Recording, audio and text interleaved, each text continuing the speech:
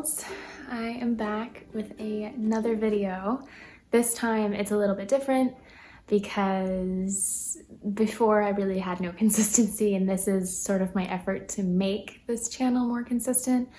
I do have a presence on Instagram, and as amazing as that is, I think this is definitely more of an intimate space with more avenues of health and positivity and mindfulness that I express so much on the other platform of Instagram. So I thought the next step would just be to get started with a Q&A, open the book a little bit more to some questions, and I'll answer them with full honesty because we're all here once and I want to be authentic with all of y'all.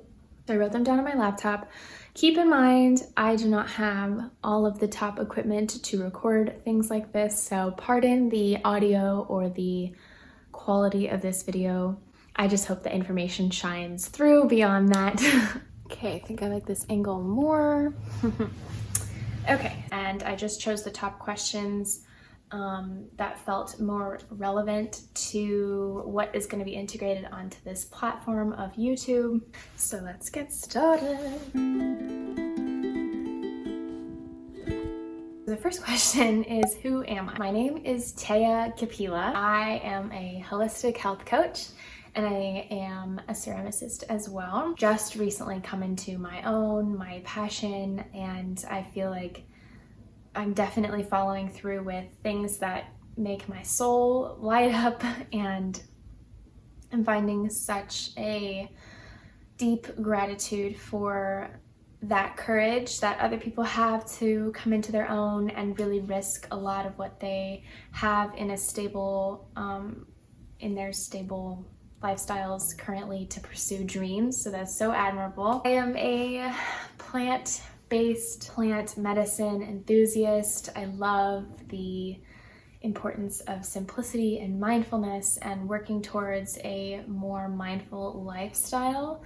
I feel like with social media and all sorts of worlds is just so diluting to our presence, and the more light we bring to that power, I think the better quality of life we'll have, which is, you know, we really only have this life to control, maintain, nourish, and nurture. So I empower all sorts of people to come into that space. The next question is where I am based. I am based in Brooklyn, New York. I lived in Manhattan for 2 years, and this is my 3rd year here. It's definitely the type of energy I love and I vibe with, and when I first moved here, it was like a totally different, I had a totally different depiction of New York, and now moving into Brooklyn is like this new territory that I am learning more about, but that definitely suits the lifestyle I have and my partner has, and just the morals we have. And I think that the energy, the people, and the environment is so much of what you're paying for in rent, and I love every little bit of it. I'm so grateful. The next question is, how do I stay so positive? Big question. A lot of people feel lost in life, and that's okay. That's completely normal. I just want to preface this by saying that positivity is not linear. It is not a destination. Positivity and that mindset of being positive is it fluctuates so drastically that it's not ever one state that will stay permanently. It's so temporary, and that's the beauty in it. A lot of what Instagram is slight interpretations of consistent, solid positivity, and toxic positivity is so real.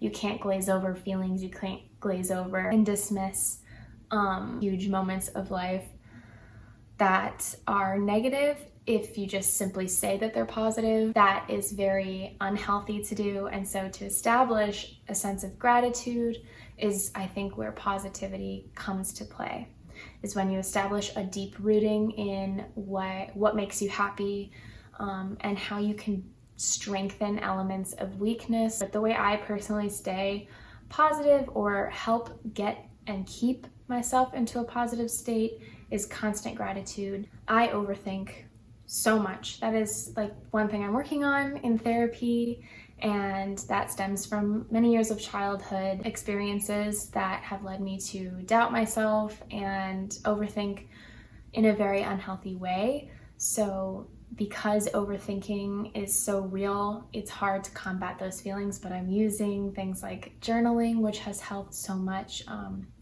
and not feeling guilty for sharing feelings of overthinking. And it really helps that I have such a powerful, beautiful partner to share life with, so I can talk deeply and honestly about those feelings. So all of those feelings are valid and heard.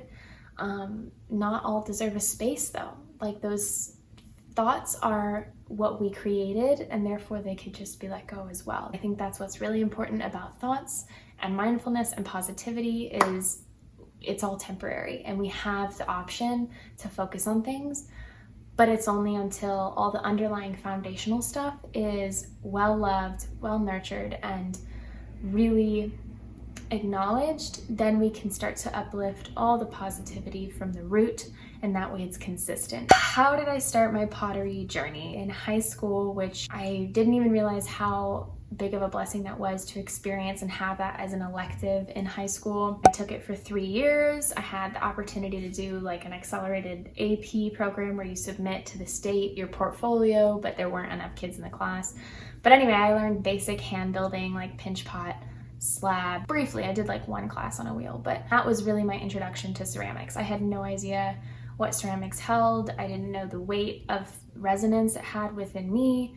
And so pursuing ceramics back then was just merely a hobby and also just credits. It wasn't until mid-pandemic when my partner Oscar and I moved to Brooklyn. I found a studio near me and I got a membership there, and then he bought me a wheel for Christmas. Things just really aligned, and during the pandemic it really was my therapy. I self-taught the wheel, and I loved every single second of it. It was 2020 when I picked it all back up again. That's how I started, and here we are now. How do I keep confidence and not let others' opinions get to me? Well, I'm not always confident, and if I ever get scared or shy or start to get those thoughts of overthinking or self-doubt, if they ever leak into this current state, I have to remember what I have. I have to remember the reality of the situation. The reality is XYZ, and what I had just put onto the situation to inflate it or make it seem like it is bad. The mind is so powerful. The mind is so scary because of those abilities. I'm reading a really good book. It's called The Body Keeps the Score. It's everywhere right now. So many people are reading it, and I think it's a very, very important book to read. If you're interested in learning more about trauma and the mind and just how the body stores experiences, I have to remember this is the human experience. I just have to do it. Like this, if it doesn't bring me joy, if it doesn't make me happy, if it's not something that truly aligns with my soul, we really do have to live to the fullest. And that helps me bring my confidence back. It's like, who am I really? And what can I really show right now that would make me feel proud of myself? And what is that behavior or that mindset and that lifestyle that like just makes me shine from the center of my core all the way out beyond my existence into others? Like, what is that? And that's what brings me confidence. That's what kind of lights me up. With other people getting to me, I mean, yeah, it really does happen. I had a lot of people on my reels that I posted in the beginning of my ceramic journey. People were commenting on my arms and like shave my arms and blah, blah, blah. But, you know, little do they know, I was bullied for that, and I grew out of that like insecurity. It doesn't need to be okay for everybody else, and no one else has a say about your life besides you. Just knowing that you're the only person that's going to be with yourself for the rest of your life, and to know and exercise the ability to filter out thoughts, filter out opinions, and just forgive and just let go. Your opinion is your opinion to form your own beliefs and your own lifestyle. Our job as humans is to fulfill our lives in the way that works best for us and respect what works for other people, because we are not the same. And I think that's so clear, especially in 2021. What was my major turning point that started my holistic healing journey? Well, when I first moved to New York, I thought this would be like the most amazing experience ever. Yes, all of that was true. However, to make sure that the bills were paid and all that stuff, I worked at a very corporate company, and there's nothing wrong with that except for the fact that it didn't light my fire. Things just started to crumble. So my social life was crumbling, my personal care was crumbling, my self-care was crumbling. No friends, no family nearby, nothing that would keep me going.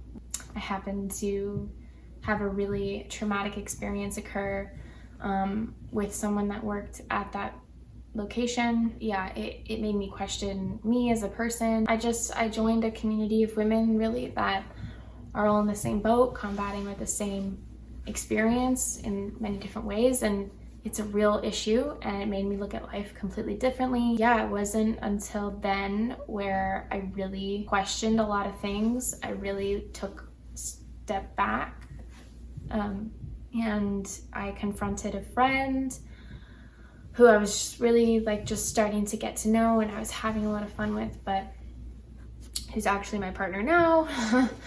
And we worked on little steps together. We really did focus on, okay, how much water are we drinking today? Or let's see if we can eat more plants. And every time we hung out, we just really empowered ourselves on focusing on food. I think that was the first big change, and it helped integrate that more mindful lifestyle. And then it just snowballed really, because we started somewhere and we committed to it, and it turned into this passion project. We ended up traveling. I got back and I started to work for my mom, who owns a holistic healing center in California, and I did some remote work for her that helped carry me out and quit that job. And I built many, many boundaries. It's not really about the destination, it's about the journey and the process. So then I signed up for a holistic nutrition coach school. I got certified by IIN, Institute for Integrative Nutrition, and I also took courses at Cornell, and I was working for a holistic healing company. So that's kind of just like a big ball of experience that really was ingrained in me and helped me see that this is where I'm supposed to be. This is definitely the realm, and this is my niche, this is my passion. The starter of all of it was some really horrific things, and I started therapy just in the beginning of the pandemic. I'm telling you, this pandemic really did push a lot, and it made things go away, and it made things come closer, and I'm endlessly grateful for it. I'm so grateful. What is my ethnicity? My dad is Indian, and my mom is American. That is where I get loads of hair from my dad. I've been to India once. I loved it. I would love to go back. It's obviously in a very challenging, trying time. There are many parts of the world right now that need that sort of love and attention.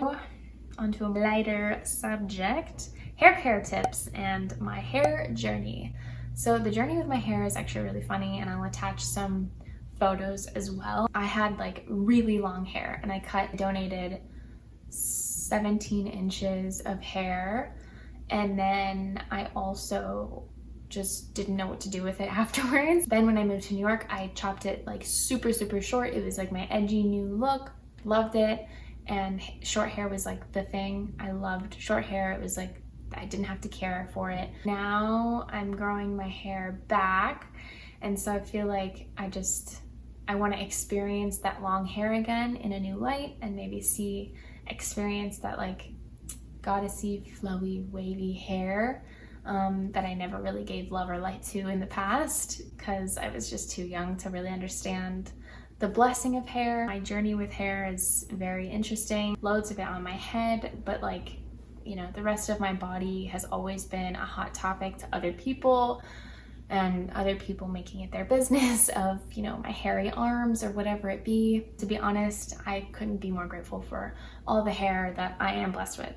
My hair care tips are, don't do anything to it. What's been working for me is just very minimalistic care. Right now it's not at its prime, it's like a few days old. Try not to brush it after the shower to keep the curls, but I put it up, and I love like a messy bun situation. My curls come from my mom, my dad's family.